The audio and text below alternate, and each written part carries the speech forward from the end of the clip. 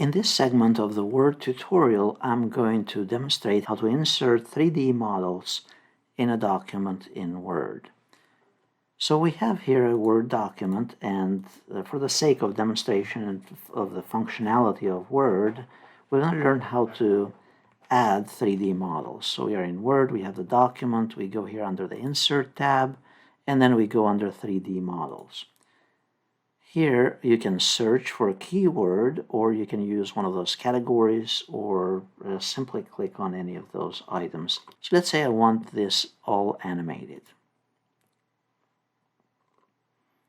Pick any of the, click on Insert,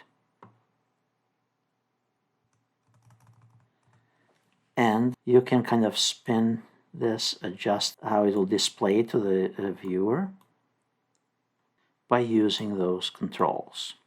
Obviously, you want to use this intentionally to make a point, and you don't want to overuse this to annoy the users. If you double-click, you have the various views that you can apply to it. You also have the text wrapping functionality, the concept that we learned earlier.